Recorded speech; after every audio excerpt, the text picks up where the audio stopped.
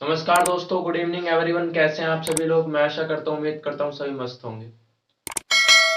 जैसे कि मैंने लास्ट सेशन में आपसे कमिटमेंट करा था, आफ्टर लॉन्ग टाइम हमारा कुछ कोई भी वीडियोस नहीं आया, कुछ टेक्निकल इशू की वजह से। लेकिन मैंने आपसे ये बोला था कि मैं कभी भी लेकर आऊंगा तो हिस्ट्री स्पेशल लेकर आऊंगा, और सारी जैसे कि हमने ज्योग्राफी को एज एन टॉपिक पढ़ा, लेकिन हिस्ट्री को हम कंप्लीटली पढ़ेंगे। तो आज से आपकी फ्री ऑफ कॉस्ट हिस्ट्री की क्लासेस स्टार्ट हो गई है। ठीक है। आज हिस्ट्री के लिए मैं आपको तीन चीजें होती है नॉर्मली हिस्ट्री में, हम एंशियंट, मिडवेल और मॉडर्न। हम एग्जाम के पॉइंट ऑफ व्यू से आज हम मध्यकालीन भारत यानी मिडवेल की शुरुआत करेंगे। ठीक है, क्योंकि मिडवेल के बाद हम सीधा पहुंचेंगे मॉडर्न पर यानी आधुनिक आधुनिक भारत पर। उसके बाद हम एंशियंट कवर करेंगे, सारी चीजें कवर करेंगे, लेकिन एग्जाम के पॉइंट ऑफ व्यू से देखते हुए उस अकॉर्डिंग हम चलेंगे। तो सबसे पहले हम चीजें डिस्कस करेंगे कहाँ की, हिस्ट्री की, मध्यकालीन भारत। ठीक है, मध्यकालीन भारत यानी इतिहास को पढ़ेंगे हम मध्यकालीन। ठीक है, भारत। तो मिडवेल पढ़ेंगे हम, मेनली क्या पढ़ेंगे, मिडवेल पढ़ेंगे। मध्यकालीन भारत को आज हम डिस्कस करेंगे।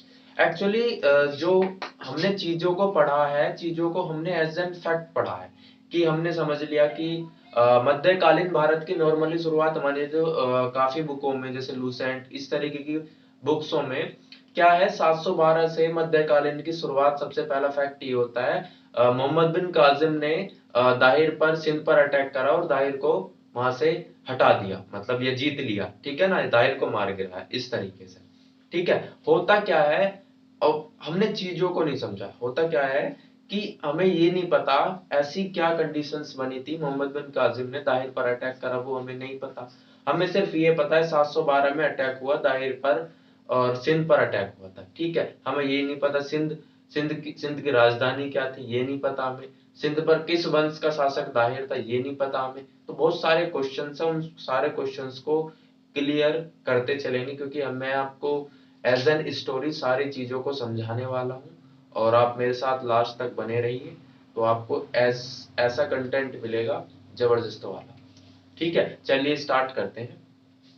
मध्यकालीन भारत की शुरुआत करते हैं। नॉर्मली मध्यकालीन भारत की शुरुआत, मैं आपको मध्यकालीन भारत से पहले पूर्व मध्यकाल के बारे में समझाना चाहता हूँ कुछ, कि मध्यकाल से पहले क्या कंडीशंस घटी। तो मध्यकालीन की शुरुआत तो हमारी 712 से होगी, लेकिन उससे पहले क्या कंडीशन हुई थी। तो होता क्या है, मैं आपको बताता हूँ। इतिहास तो है ही आपका ये। ठीक है भाई। तो होता क्या है, हर्षवर्धन एक ऐसा शासक था जिसका लगभग पूरे उत्तर भारत पर उसका कब्जा था। लगभग पूरे उत्तर भारत पर हर्षवर्धन का कब्जा था, मतलब ये हमारा महाभारत है। तो पूरे उत्तर भारत पर किसका कब्जा था, हर्षवर्धन का। ठीक है, हर्षवर्धन एक ऐसा शासक था, उसका पूरे उत्तर भारत पर कब्जा था, लेकिन उसकी मृत्यु 647 में हर्षवर्धन की मृत्यु हो गई। ठीक है, मेनली होता क्या है, हर्षवर्धन के बाद की चीजें डिस्कस करेंगे, क्योंकि हर्षवर्धन के बाद से ही सारी चीजों को हमें समझने की आवश्यकता है, हमें नीड है समझने सारी चीजों को। तो हर्षवर्धन की मृत्यु हो गई थी भाई, 647 में इसकी एडी में इसकी मृत्यु हो गई।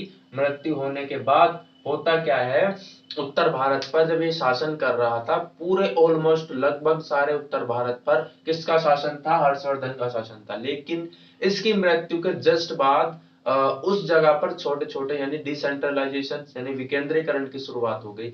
इसकी मृत्यु होने के बाद उसी जगह, उसी उत्तर भारत में छोटे छोटे राजाओं ने अपना कब्जा जमाना शुरू कर दिया। तो क्या हो गया, विकेंद्रीकरण, शक्तियों का बंटवारा। एक बड़ा शासन, एक बड़ा हिस्सा छोटे छोटे हिस्सों में बंट जाना, इज नाउन एज डिसेंट्रलाइजेशन। उसे क्या कहते हैं भाई, विकेंद्रीकरण कहते हैं। तो हर्षवर्धन की मृत्यु के बाद,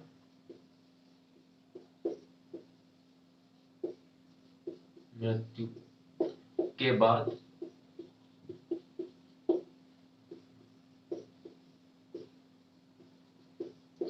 विकेंद्रीकरण की कंडीशन बनी,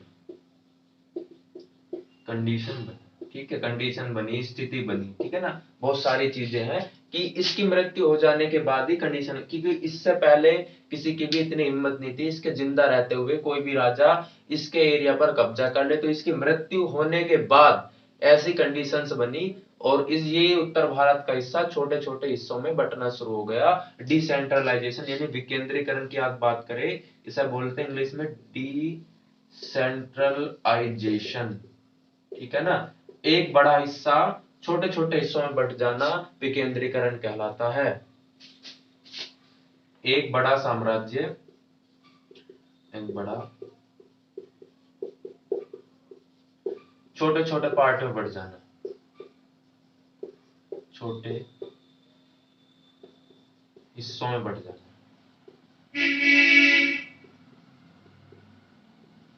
ठीक है भाई।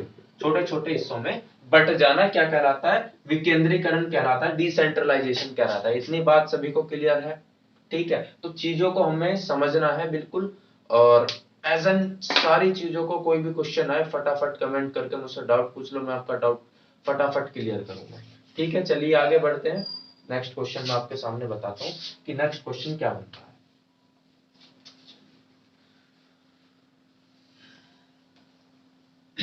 फटाफट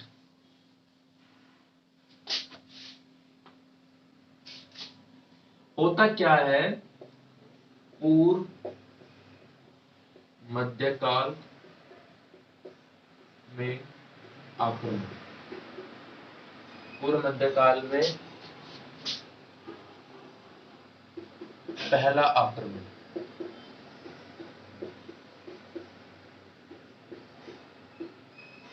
ठीक है भाई। पूर्व मध्यकाल में पहला आक्रमण किसका हुआ? क्वेश्चन ये आप सभी के लिए है, जिसको पता हो फटाफट सो प्लीज कमेंट, जल्दी से बताओ क्या है पूर्व मध्यकाल में पहला हम आक्रमण, मतलब मैं पूर्व मध्यकाल की बात कर रहा हूं, ये बात नहीं कर रहा पहला आक्रमण किस हुआ। इसमें ये चीज पहले पूर्व मध्यकाल यानी पूर्व मध्यकाल में पहला आक्रमण किसका हुआ। इसमें सबसे पहला इसका आंसर मैं देता हूं आपको, अरबों का। अरबों ने पहले आक्रमण करा भारत पर, ठीक है। अरबों ने सबसे पहले पूर्व मध्यकाल में या मध्यकाल में सबसे पहले, पूर्व मध्यकाल में सबसे पहला हमला किसका था भाई? अरबों का था, ठीक है। अब अरबों के बारे में थोड़ी सी चीजें समझाता हूं आपको, ठीक है। ये चीजें आपको क्लियर हुई होंगी, मेरे साथ साथ ये चीजें नोट करते रहिए। जैसे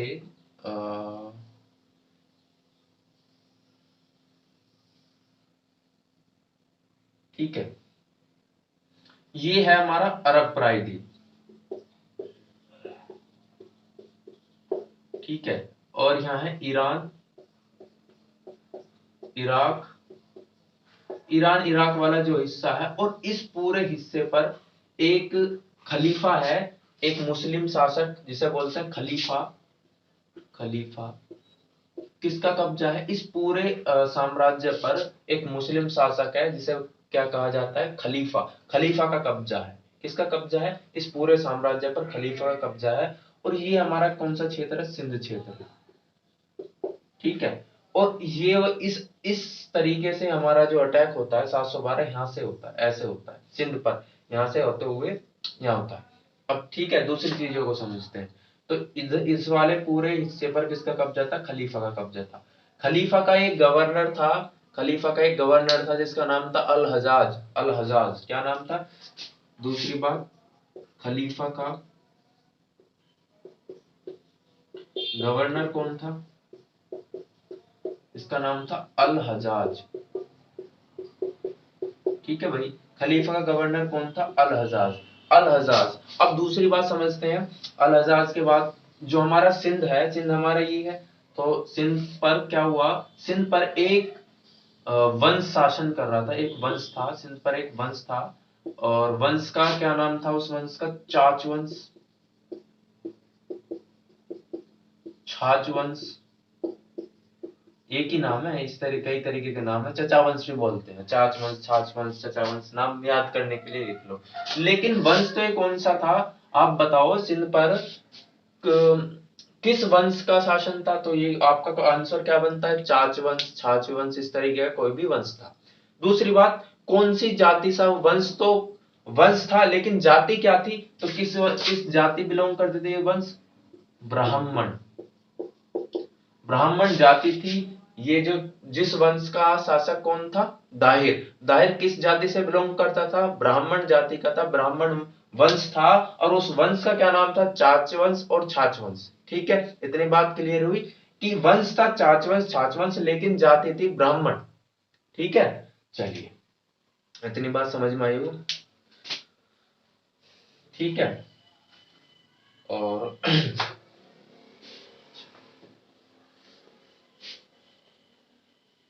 अब मेनली मेरी क्या पहला क्वेश्चन आप सभी के लिए है, खलीफा का गवर्नर कौन था, खलीफा का गवर्नर अभी मैंने बताया, फटाफट कमेंट करके बताओ कौन था, अल हजाज, अल हजाज हमारा खलीफा का क्या था, गवर्नर, अल हजाज, ये था हमारा खलीफा का गवर्नर। और ये कहाँ का गवर्नर था भाई, कहाँ का, फटाफट मुझे बता दो, कौन बताएगा, ये था इराक का गवर्नर, कहाँ का, इराक का। ठीक है,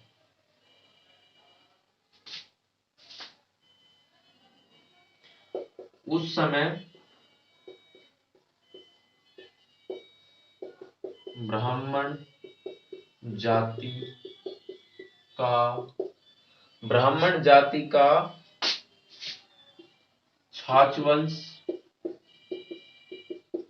शासन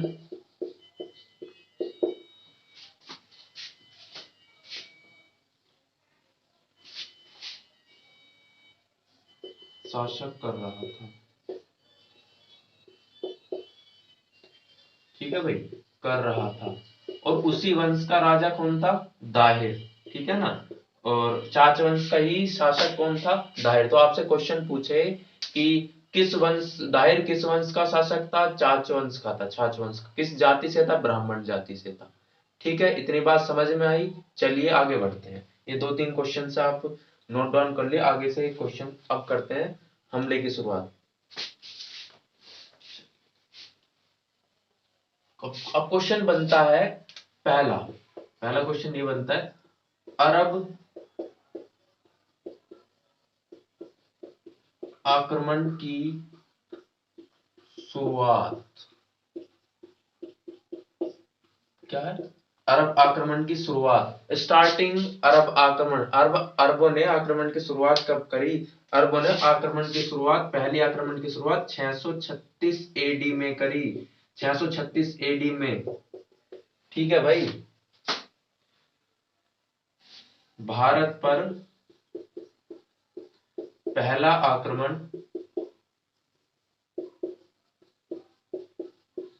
कब हुआ बताओ, 636 एडी में, किसके समय हुआ बताओ फटाफट, फटाफट कौन कमेंट करके बताएगा, जब भारत पर पहला आक्रमण हुआ 636 एडी में, उस समय खलीफा कौन था, तो कौन था, खलीफा उमर के समय पहला आक्रमण हुआ, फर्स्ट, ठीक है, अटैक हुआ, पहला आक्रमण हुआ, कहां हुआ, बंबई के थाने में। ठीक है, और लेकिन ये आक्रमण क्या था भाई, ये आक्रमण था असफल, कौन सा आक्रमण था, असफल, यानी फेल, आक्रमण तो हुआ पहला लेकिन फेल हो गया। ठीक है, आक्रमण, आक्रमण को तो आक्रमण ही कहा जाएगा, लेकिन फेल, फेल हो गया, तो हम इस चीज को ज्यादा चीजें ज्यादा डीप नहीं पढ़ते एग्जाम के पॉइंट ऑफ व्यू से। सफल आक्रमण, जो सफल आक्रमण है वही एग्जाम के पॉइंट ऑफ व्यू ज्यादा इंपॉर्टेंट है, लेकिन हमें क्या पढ़ना है, क्वेश्चन ये पूछ सकता है पहला आक्रमण कब हुआ, 636 एडी में हुआ, कहां हुआ, मुंबई के थाने में हुआ, किसके समय हुआ, उस समय खलीफा कौन था, खलीफा उमर के समय पहला आक्रमण हुआ। ठीक है, चलिए आगे करते हैं, चीजों को पढ़ते हैं।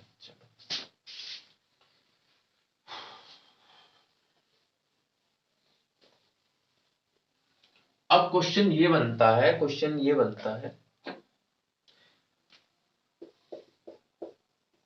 अरबों के आक्रमण के कारण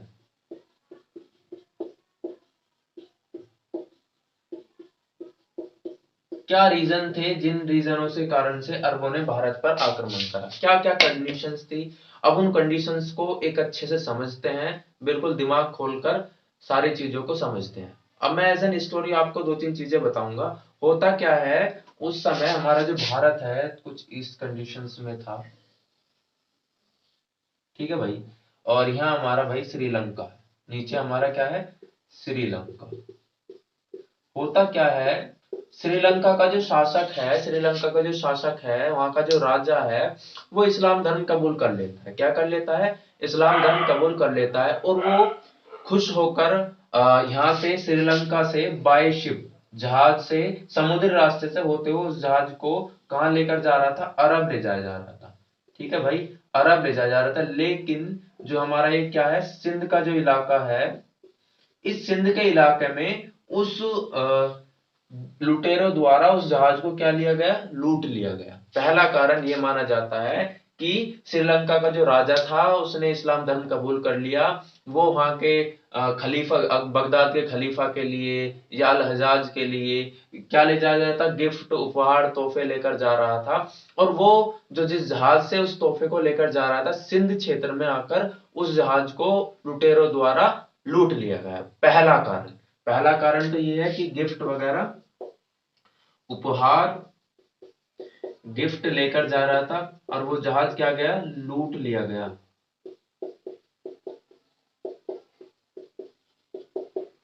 ठीक है, लूट लिया गया सिंध क्षेत्र में। ठीक है, सिंध क्षेत्र में उस जहाज को लूट लिया गया। ठीक है, पहली बात। अब दूसरी बात क्या बनती है, दूसरी बात ये बनती है, दूसरी बात ये बनती है कि अरब के कुछ लोग अपने जीवन याचिका चलाने के लिए श्रीलंका जा रहे थे, जीवन याचिका चलाने के लिए श्रीलंका जा रहे थे। और उनका मृत्यु हो जाने के बाद जो उनके बच्चे हैं वो अनाथ हो गए, उनके परिवार के जो लोग हैं वो अनाथ हो गए। उन बच्चों को क्या है ना, उन बच्चों को और लड़कियों को या फिर जो उनके फैमिली के जो लोग हैं उन सभी को लेकर बाईशिप जा रहा था, बाईशिप लेकर जा रहा था और सिंध क्षेत्र में वही जहाज लूट लिया गया। ठीक है। और तीसरा कारण ये माना जाता है, इनमें से तीनों में से कोई सा एक कारण तो है। तीसरा कारण ये था, अरब के व्यापारी कुछ अपना सामान सिंध बाजार से खरीदकर वापस अरब ले जा रहे थे, लेकर जा रहे थे। वो सिंध क्षेत्र में, यहाँ पर जो सिंध क्षेत्र था उसमें लुटेरों द्वारा उस जहाज को लूट लिया गया। लेकिन तीनों चीजों में कॉमन क्या बात है, तीनों चीजों में ये कॉमन है कि जहाज लूटना। ठीक है ना, तीनों चीजों में, तीनों बातों में क्या कॉमन है कि जहाज का लूटना। कि भाई इस तरीके से पहली कंडीशन, दूसरी कंडीशन, तीनों कंडीशनों से देखा जाए तो क्या है कि भाई सिंध क्षेत्र में जहाज का लूटना। ठीक है, यो एक तरीके से तात्कालिक कारण मान सकते हैं। लेकिन वास्तविक कारण मैं आपको बताता हूं, वास्तविक कारण युद्ध के क्या थे। चलिए, तो इन चीजों को थोड़ा सा आपको एज एन स्टोरी समझने की कोशिश करेंगे। ठीक है, तात्कालिक कारण क्या थे,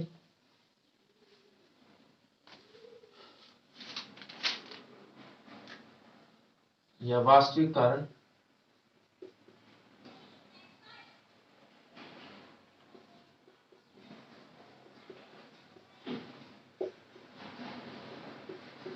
वास्तविक कारण थे इस्लाम धर्म का प्रचार प्रसार,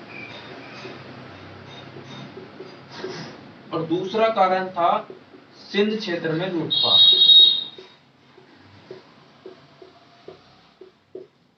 सिंध क्षेत्र में भाई लूटपाट, सिंध क्षेत्र में लूटपाट और इस्लाम धर्म का प्रचार प्रसार। ठीक है, ये मेन कारण थे कि किसी भी तरीके से भारत पर हमला करा जाए और हमले के साथ इस्लाम धर्म का प्रचार प्रसार करना है। और क्या करना है भाई, सिंध क्षेत्र में लूटपाट। ये वाले जो मैंने अभी तीन कारण बताए, ये आपको एग्जाम के पॉइंट ऑफ व्यू से नहीं पूछे जाएंगे। एग्जाम में सिर्फ आपको पता होना चाहिए क्या कंडीशंस बनी थी। एक कड़ी से कड़ी जुड़ेगी तो आपके समझ में आएंगे, चीजें याद रहेंगी लॉन्ग टाइम तक। ठीक है ना, तो मेन कारण क्या थे, वास्तविक कारण थे इस्लाम धर्म का प्रचार प्रसार करना, सिंध क्षेत्र में लूटपाट। ठीक है, चलिए आगे चलते हैं फिर।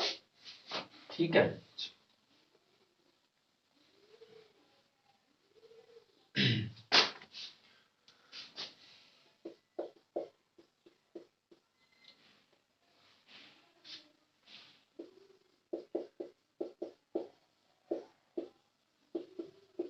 तात्कालिक कारण क्या थे भाई उस समय के? तात्कालिक कारण कौन कौन बताएगा फटाफट?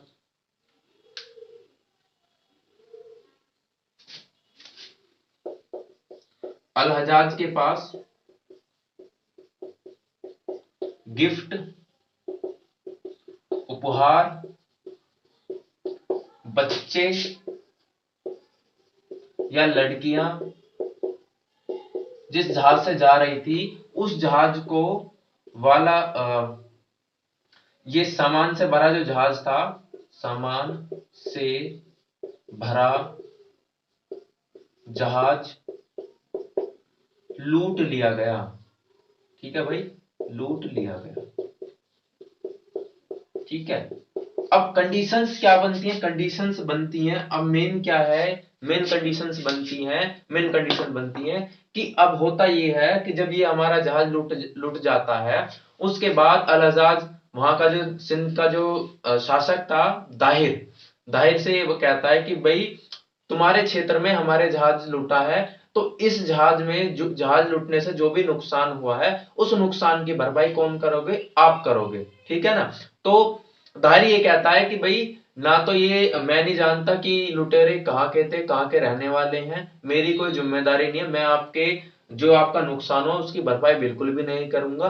मैं ये कह सकता हूं लुटेरों को पकड़ो और उन्हें सजा दे लो, मेरी कोई जिम्मेदारी नहीं है।